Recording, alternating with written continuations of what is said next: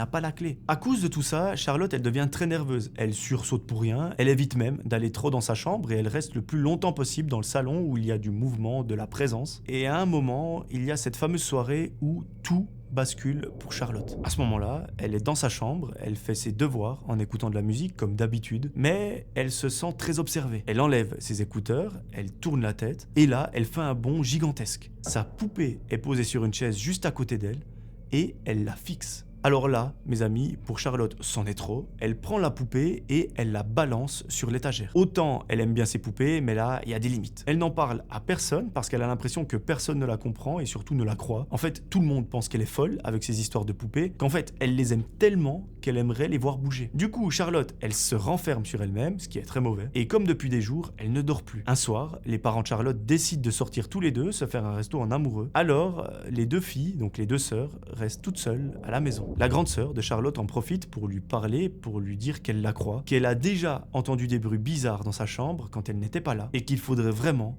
se débarrasser de ses poupées. Charlotte lui dit que non, qu'elle n'a pas envie de se débarrasser de tout ça, parce que c'est sa passion et qu'elle les aime par-dessus tout. Mais sa sœur, elle se met en colère en lui disant que c'est juste des trucs débiles, et qu'en plus, la poupée de sa grand-mère, elle est probablement possédée. Charlotte dit à sa sœur que s'il se repasse quoi que ce soit de bizarre avec cette poupée, elle pensera peut-être à s'en débarrasser. Mais maintenant, elle y est beaucoup trop attachée. Après cette discussion avec sa sœur, Charlotte remonte dans sa chambre, mais là, ce qu'elle voit, ça dépasse tout ce qu'elle a vécu jusqu'à présent. Elle est tétanisée par la peur, elle n'arrive même plus à bouger tellement elle est choquée.